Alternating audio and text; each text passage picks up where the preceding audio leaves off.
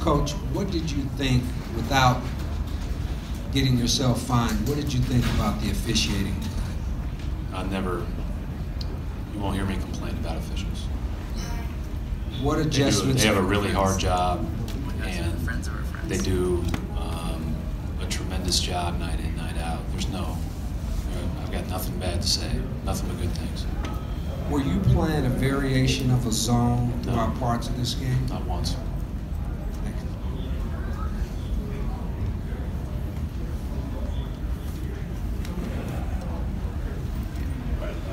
On ESPN, when you guys cut it to 8 late in the third, and then the Cavs responded with a 7-2 run, did you feel like that was a momentum shift headed into the fourth? I mean, we cut it back to 8 in the fourth too. So I mean, it's a long game. I thought and maybe this is the point in time you're referring to, the very end of the third quarter was not good. End of the first, end of the third. The two that really stand out is not good. The rest of the game, obviously, I thought we had some shots we'd like to have back. I mean, I thought we had a couple possessions where we had multiple driving kicks, the defense was broken down, and we just didn't convert. But the end of the first, end of the third those were tough on us. Chris Madison, LeBron's ability to kind of dissect what you're doing out there in real time, how much more difficult does that make it for you to establish a defensive identity? Well, I thought we defended a lot better in the second half. I just didn't think, I thought that, we have to have 5 guys playing all out and really honed in defensively. In the first half, I didn't think we were as honed in. I thought we were playing hard, but I didn't think we were as honed in. Second half, we were much better. But yeah, he's the best in the game at, evaluating the court, figuring out what he wants and where he wants it. And, the thing about it is that, you just have to battle. You just have to make it as hard as possible, because he's going to find a matchup that he ultimately wants. And you have to, again, not let the other guys go off, and which we did again a little bit, and then make sure you make it as tough on him as possible. He seemed to be looking for that Rozier switch pretty often in this one. How do you keep him from getting that moving forward? Well, he's going to go after whoever he wants to go after, but at the end of the day, we've done this a lot, we've gone through it a lot. I think one of the things that sometimes we all get consumed with is the points he scores on that switch.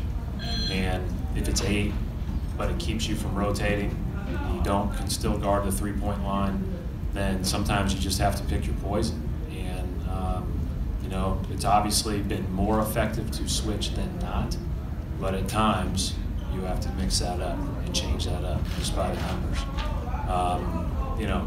When you go back and rewatch the game, you're always thinking about how you're going to adjust to different coverages, and it always ends up transition, offensive rebounds, good shots. And so we got to take care of those areas first, and then the coverages will be mixed up, but ultimately good players make plays. Brad over here, Kenny Rhoda, WHBC Radio. They had 17 threes on you last game, only 8 I think tonight.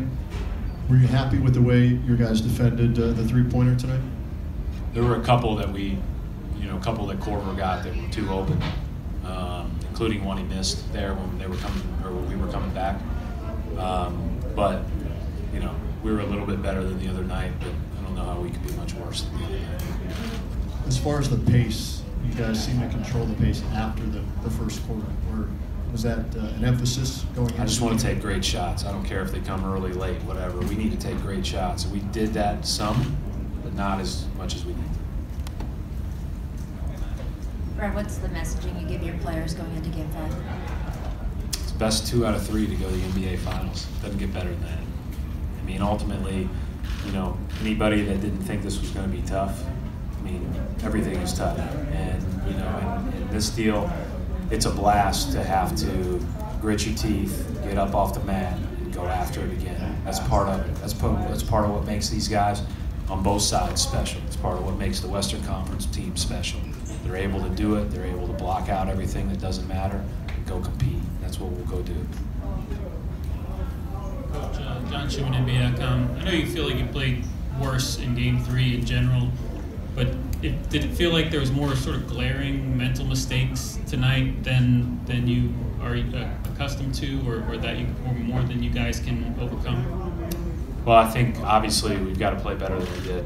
I'll go through and film, and we'll relook at it and determine, you know, the main reasons why we were where we were. But certainly we didn't play a perfect game. Steve Maltbach, Boston Herald. It seemed like you had several opportunities to get back in and make it tighter. Was there anything common, any common thread that prevented that, you think? Well, I mean, when we had it to 8, I thought we missed a couple of really good opportunities on offense that were really good shots. And then I thought we did try to hit home runs on some other shots as we were coming back at other times that were, you know, those will catch up. Ray Jeske, excuse me, Ray Jeske, ESPN 990. It seems to be a theme that the team that has one really bad quarter loses. After the first quarter, are you generally pleased with how your team performed, especially going into Game 5 as a correctable? I was generally pleased with how we performed the first 5 minutes of the game. It was just the end of the first quarter. And then the end of the third, I thought, you know, we're going to have moments where we're up and down. These guys are really good. They're hard to play. You know, Todd does a great job putting them in great positions. Like, this is a really good basketball team. And so we're not going to play perfect, and we're going to have our moments, but we can't have those swoons that we have at the end of each of those quarters.